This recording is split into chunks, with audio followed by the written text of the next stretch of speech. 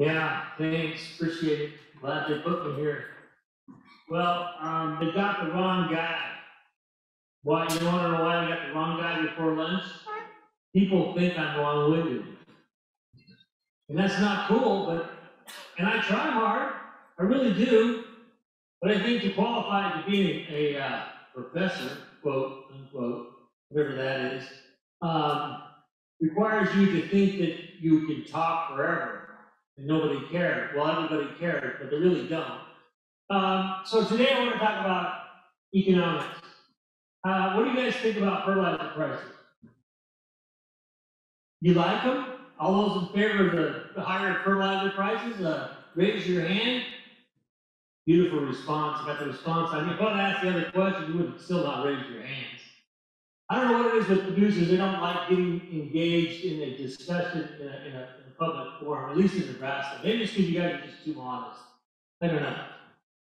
Listen, I'm an economist. You guys know Chuck Bird was here earlier. Him and I work together. Well, he has to work with me, I guess. I am the economist and one of the creators of the TAPS program. That's one of the things that Darren Rudnick and I actually had the brainstorm of it, and other people got in and shared it, and got it built. But the people that developed it, believe it or not, developed because of producers. One of the primary reasons it developed was because of producers, and producers were behind it. The people there at North Platte, they heard the idea, and Darren worked on it, we're all worked on it. But then some of the producers said, hey, we can do this, we can do that, we need to get this, we need to do that. Because tax is such a cheap program to run, I bet you probably costs only $100,000, $200,000 a year. So, I mean, you don't need resources, right? Kind of like farming, you don't need to buy fertilizer, do you? Okay, now that I'm going to move forward. Okay, I'm going to show you some tax data. And the tax data says something like this. Okay, let me tell you something when I thought about tax when I first started. I thought, well, first of all the yields are going to be about the same. Okay, how many of you would agree that you have the same field, we have the same water available, same fertilizer available, same everything? Why would we expect yields to be different? Soil's the same. Same soil. They're planted right beside each other. I don't know if you know how tax is done, but basically everyone gets a little plot, but the plot isn't in one place. It's in 3 different places through the field. We try to distribute them. In fact, we do distribute them so they're randomly drawn, but the soil is supposed to be similar. Okay? So you're saying it's soil, and it could be. I'm not denying that that's possible. You'd have to really go through it and find your code. But they're not. In fact, they can vary as much as 150 bushels. Now you tell me on the same field how that happens. Genetics. Okay, that would be, I could accept that as being one of the major causes. So you're telling me that there's a difference between Pioneer and whoever else you got out there, Syntec, or there's a bunch of them, whatever. You telling me there's a difference? No one's going to say a word. Okay, no difference. So it doesn't matter what you buy, so you just look at price, right? No, so there's a difference. But why is there such a difference when you're trying to win a contest about profitability in yield? I would say that, and is selecting seeds part of management? It is. I did a paper on this, and I hope I only got 30 minutes, and I already only got to one slide. I got 30 more to go, so this is going to be a rough day, guys.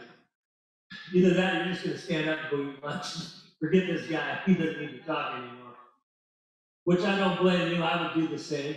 But what I did is I did a work with the tax data when it first came out, and I did some work and forecast some yields and did a bunch of stuff. And I basically calculated the fact that it's not that there's a huge difference in the genetics. In that the seed you select is important. In fact, there's $175 value per acre. and selecting the right seed versus the wrong seed. Now you tell me $175 an acre, we do 3,000 acres is what we're talking about in tax. That's a lot of money. That's enough to go on a vacation, I think. Or at least buy a new house or something, you know what I'm saying? Okay, so basically though, business skills and technology work together. You can be the best farmer in the world. If you got lousy business skills, you're gonna screw up. You can be the best business guy, and you don't have the technical knowledge or know-how to put it together, you're gonna screw up. They're equally important. It's not just knowing about farming and how to farm and biology, it's also the economics and the business of running the farm. That's what I found out from tax, and that has a lot to do with yields. I want to talk about that today in terms of fertilizer use. That's what I want to do. Okay, so the foundation of a successful farm business enterprise is an understanding of the profit relationship. How many would you agree with that? Anybody gonna agree with that? Hey, I got two. What you okay? No, I mean that's how I feel. I feel like I'm trying to get some bids here. Okay, so the point being is that relationship is key. So why is it key to think about profit?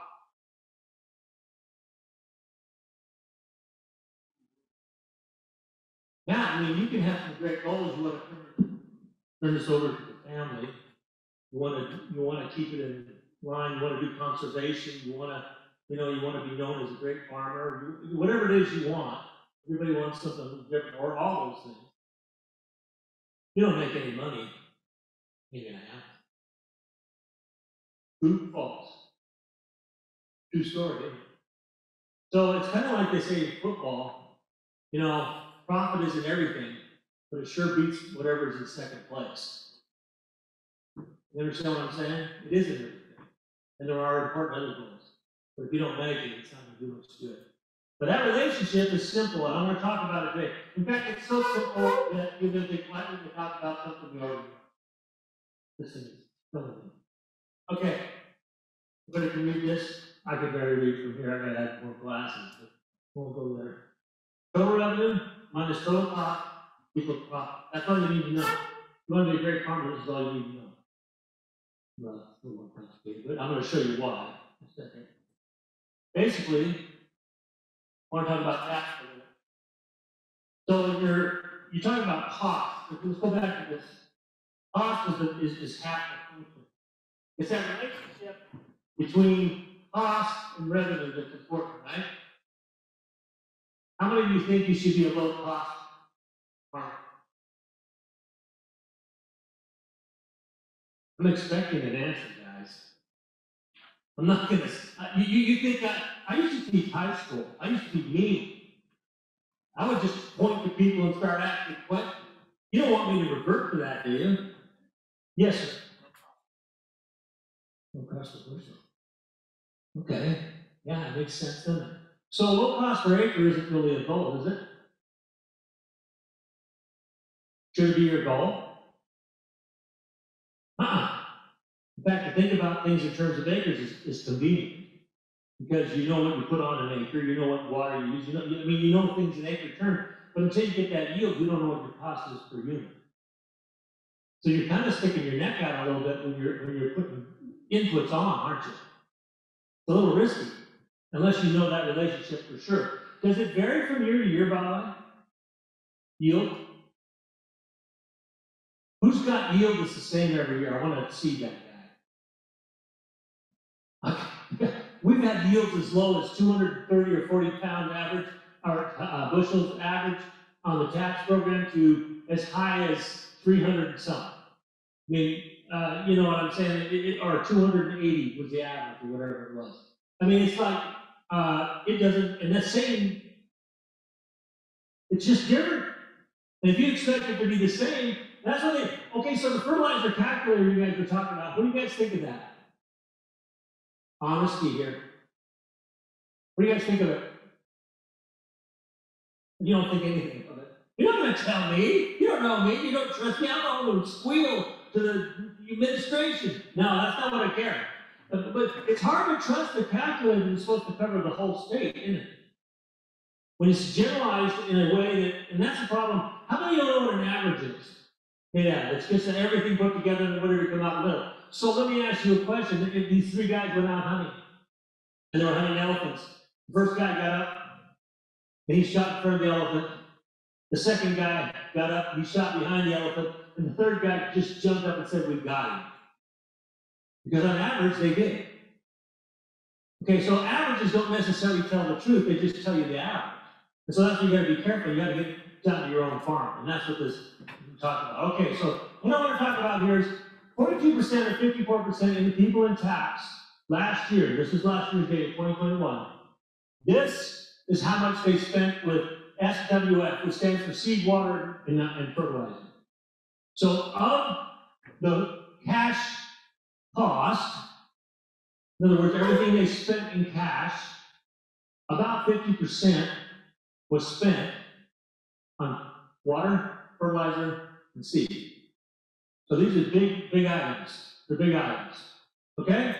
Now, of that cost, which is that 50% or 42% or 54%, 21 to 40% was spent on nitrogen, 6 to 35% of the cost was in irrigation.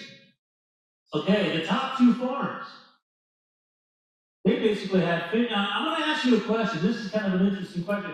Which of these two farms had the highest yield? Looking at the data here. Which farm would you say? Would you say it's the first one with 54, 37, and 34? Or is it, yeah, or is it the second one that's got 54, 39, and 23? No, it's got 54, 39, 23, and 38. And that's, okay, so it's got 23% of nitrogen, so it's a bit less on fertilizer. So which one got the highest yield? The guy with the most water or the guy with the most fertilizer?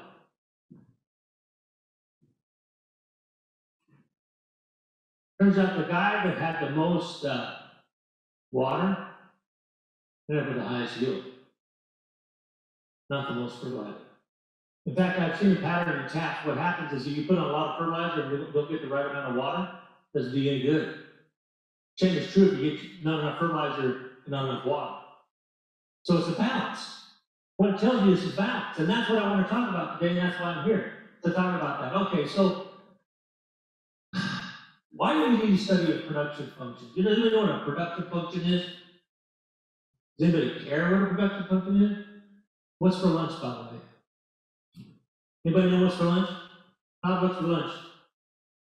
Subway sandwiches. Subway sandwiches. Man, I don't know, man. Maybe we should just keep talking. No, just kidding. Subway sandwiches sound really good, actually. Okay, so here's the deal. The reason we study the production function, the reason we understand, so you guys are talking about this nitrogen equation, right? Tell me what, so you have, is there a constant relationship between nitrogen and yield? I put so many pounds of nitrogen on for every pound of grain I'm going to get. Is that true or false? It's false. I can prove it. It's false. But what do they tell you? They tell you it's true. Because it's simple, it's easy, it's a rule of thumb. It's easy to use. We do know that every bushel of corn has a half a pound of nitrogen in it. That's an outcome. But when you put nitrogen on, does everything go in the corn? Does everything get used? Or does it get used differently? Or how does it work? Is the plant more efficient at different levels? You know, there's a lot of questions to ask there. But the truth of the matter is it doesn't. And that's why putting on more nitrogen doesn't always work. Okay? And I'll show you why. All right. Obviously, productivity drives success. Why is it being productive drive success in farming? Why is your business unique? Why do we have ag economists rather than construction economists or fishing economists or other kinds of, why do we have agriculture economists? Well, in fact, the government pays for it, right? So why do we have it? What's unique about being a farmer? Other than it's a lot of work. But that's not unique, is it? A lot of people work hard, right? What's unique? Let me ask you a question. You're going to go out and sell your grain, and you're going to go out and say, okay, you walk up to the grain elevator and say, okay, I I'm feeling like 650 corn today. In your elevator, what do they say if the corn is going for $5? What do they tell you? Have a nice day. You're nuts. Okay? And buy it. Okay? That means you're a price taker. Corn grown in Iowa is no different than corn grown in Nebraska, really. Number 2 yellow is number 2 yellow. It could be grown in Spain for that matter. It's a commodity. You can't demand a special price for your special corn. Now that might change with the genetics and some things that they have when they start growing things like pharmaceuticals and things like that, which they're working on, GMOs. But the point is, it's a commodity right now, so you can't change the price. That's the first problem. Second problem is, you cannot control the production environment completely, can you? Anybody here got control of the weather? How about control of it? Didn't we just say yield depends on the year, not just, I mean, you can irrigate, that's great, but what if it doesn't get hot enough? Or what if it gets too hot during the time it's pollinating? There's a lot of what ifs, right? You can't control that, and because you can't control that, you have a problem. You can't control your yields. You can try. People can claim all kinds of things about if you use this, you know it's going to work, but that isn't necessarily the case. So that's what's unique. But the important thing is you got to discover what your production function is for your field by field, and I'll show you what I'm talking about. I'm going to skip some of this stuff because we're going to be short on time if I don't. Okay, so let me ask you this question. Should there be a relationship with what you spend to what you get? In other words, the more money I spend, I should expect yields to go up. Is that true or false? Okay. True or false? True. Okay. Some of you think it's true. Some of you think it's false. It's okay. There's no wrong or right answer. I'm not going to penalize you. There's no electrodes attached to your seat, so I press the button and you get it wrong. This is not shock therapy. Even though I wish it was, I could wake you up. Oh, he's sleeping under here. Okay, so the point is, I'm trying to say here is, it's kind of true. Would that work better? It should be true, right? In other words, if you spend something, you should get something back. Now, this is where the problem happens. Because when you spend something, you do get something back. It isn't always yield. For example, it's peace of mind. So when you buy insurance, you're not going to get yield out of buying insurance, are you? Not that I know of. Yeah, I'm buying insurance and I'm going to get more yield out of my farm. No, that's not going to happen. They're not related. When you buy insurance so that something bad happens, you know what a business. Okay, so there are things you buy, so that increases cost. The problem is you got to buy the right balance of things so you don't pay for things you don't need. There was some guy, okay, I had a guy, I used to work on a dairy farm, used to milk cows. You can tell I got smart, I got out of it. But point being is we had a guy that was a mineral salesman, and he had his own company, and he got some weird stuff from Nevada that was a mineral, and he was putting it in lick tanks with alcohol, trying to get the cows drunk, I guess, I don't know. But he said, well, the cows lick on it, and they lick the right amount, and all. He was telling me all this stuff, but he's charging an arm and a leg for this. I'm sure he's a good guy, he believed it, but I didn't believe it. And I'm going, we're paying for this? Anyway, point being is you can buy things that don't necessarily work because you believe in them or you want something out of them. We buy into things all the time that we don't need. And that's okay as long as you recognize you're buying something that isn't going to help you make yield, and yield's important. That's my point, is there's a link there. And that's what you need to understand. And so what I did in TAPS, just to see, because it's a contest, this is what it should look like. And I'm going to change these numbers here a little bit. But basically what it should look like is if this is your predicted cost, that's your cost, that's what your cost would be, you would expect it to be the number one yielder because you spent the most. Kind of expect that, right? In a tax contest where the goal is profitability, nothing else, you're not going to turn the farm over, you're not going to do anything. You would think that there would be a relationship there, like you said. You would think there would be. Well, here's what happened. Okay? how I reversed it too, so that if you had the highest yield, that means you were ranked 27th. That way they'd be the same, and you could tell the difference. Now that crossways, it makes it confusing. Well, maybe I confused you by telling you all that, but I'm sorry. Okay, but the point is, the person that got the best yield only had the 24th highest cost. Okay? I got that right. And this is just water cost, water and fertilizer. So they got the best yield, but they didn't have the highest cost, and that was for water, fertilizer, and that's it. So what's going on here? So how about this person here? What happened here? What happened here? They had the 8th lowest, I mean, they were 8th from the bottom of being cost, but they were 17th. That's what the cost for water was, and that's what it should have been. This is their predicted, so they're different. And then how about this guy? What happened here? The opposite case. So we got a guy that he's ranked 20th, but what happened was he got 4th. So what's going on here?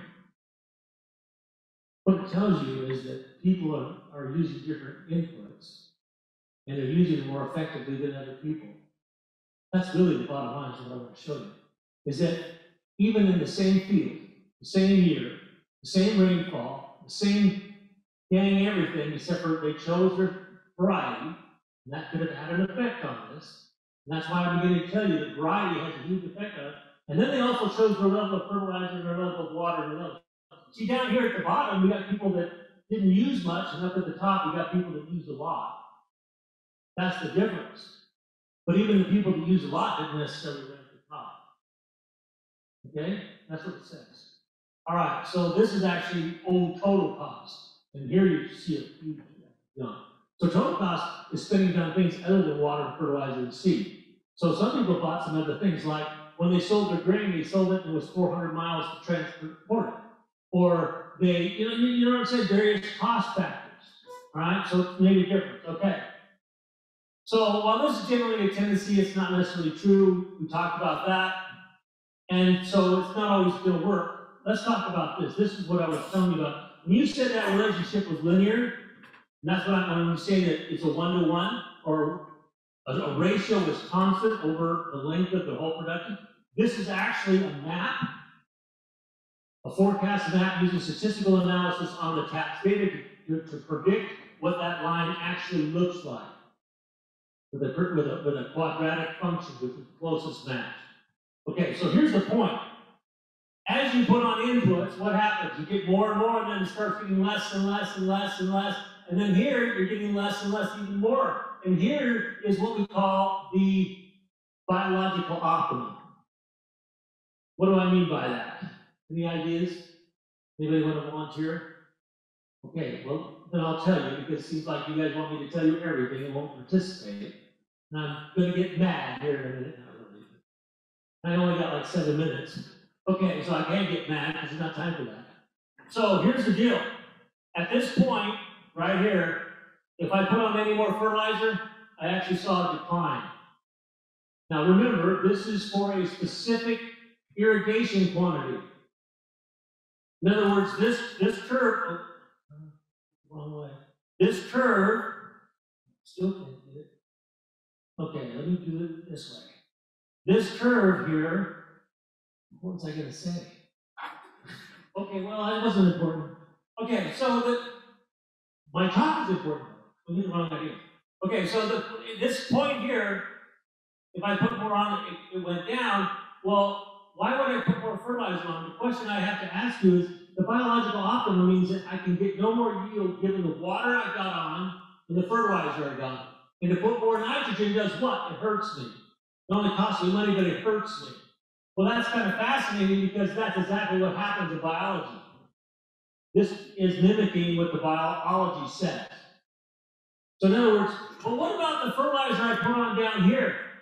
It's so little gain for what I put on. Is it worth it? Anybody got any ideas how I would figure that out? I do. That's my job. Come on, guys, you got to start participating. Okay, I'm going to feel like a total failure. Well, maybe that's what you want me to feel like. Okay, so cost per unit production, that's important, what she said over here. He said, you don't worry about the per acre cost as much, but see, remember what did I say about averages? Averages tell you, on average, you make money, which is what you want to do. But the point is, wouldn't it be great to say, this next unit of fertilizer cost me more than I got back? That's where we want to go, and that's where precision agriculture is going. And I'm not saying we're there yet, but this is what you've got to start thinking like, because that's the future. And I don't know, maybe 20 years, maybe, I don't know how long it's going to take. But I have a feeling that you can take your past yields on your field and take the fertilizer, and we can put it in a statistical function, and we can estimate this curve so that you can get an idea individually on individual fields. If you have a production history on it, and you have the fertilizer on it, and you have the water level on it, we could do that. If you have about 10 points, I think you could get a halfway decent estimate of that. Now, it's an estimate, but let me ask you a question. Do you got any better information? Okay? Probably not. At least I don't know too many people. But it's really interesting, and I think we should start doing stuff like that. But anyway, the point is, the cost per bushel and all that stuff is cool. We'll move on because we don't have time. This is another cool thing. But this is the same curve, and this is what I wanted to talk about. This is another tax estimate for a different year, because we have 227 pounds, and some of the ones I have are for 98, 7, they're different years. But it's kind of the same thing. See, that is the maximum yield. It does, you will never, ever produce at the biological maximum. You will lose money on some of the crop. If you want to produce at the biological maximum, you are nuts. And I'll tell you why. Because I'm the constant say that. Not really. You guys say, that guy, you don't want him back. By the way, on evaluations, make sure you put the positive box so that my boss thinks I'm doing a good job. So, no, the reason you don't, and I'll tell you why, is because that is flat. And because it's flat, what you're putting in, you're not getting something back for. And you should never buy something you're going to lose money on. Would you buy a car and have it turn around and sell it? Just keep doing that over and over? I buy high and sell low. That's what I do. How many of you want to do that? That's what you're doing when you put too much fertilizer on. You're buying high and selling low, if you will.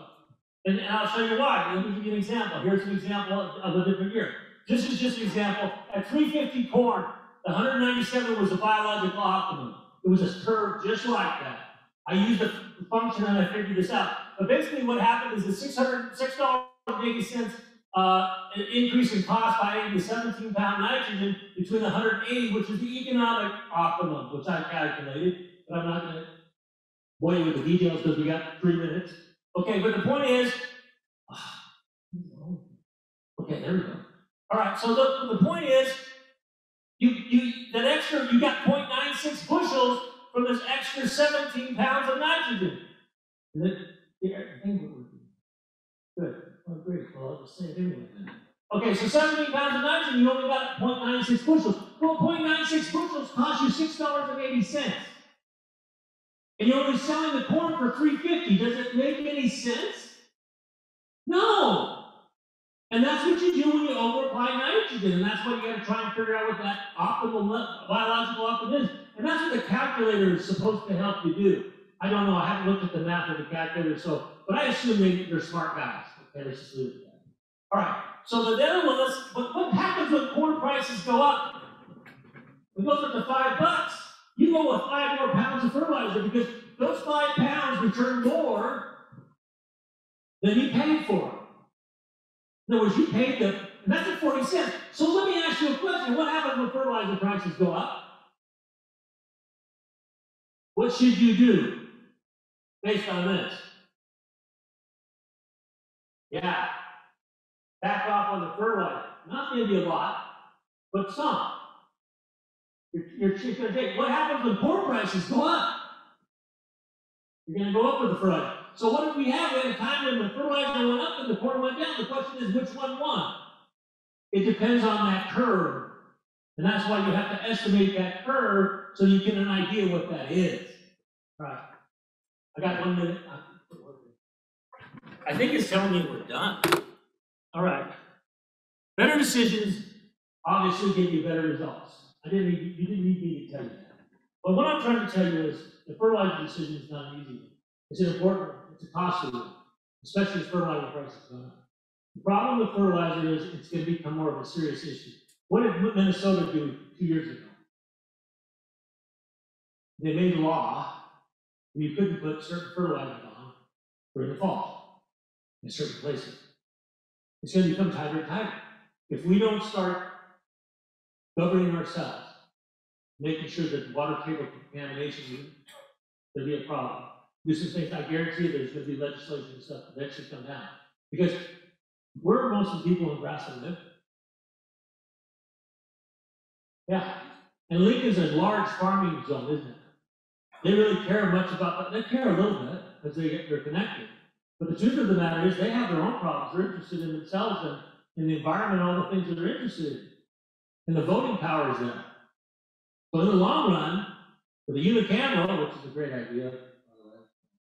Anyway, so with the unicameral, you're going to have, eventually you're going to have like the coast. It's going to be like New York, in a sense, to Nebraska. It'll be Nebraska's New York. It doesn't mean it will be as like New York as New York is. I don't think there's any place like that. But anyway, the point is, or California, but the point is, it's bound to happen, it's bound to come. And so I think it's important that we consider some of these things with nitrogen as well. But anyway, these are important things. I am probably out of time, and so I probably should quit.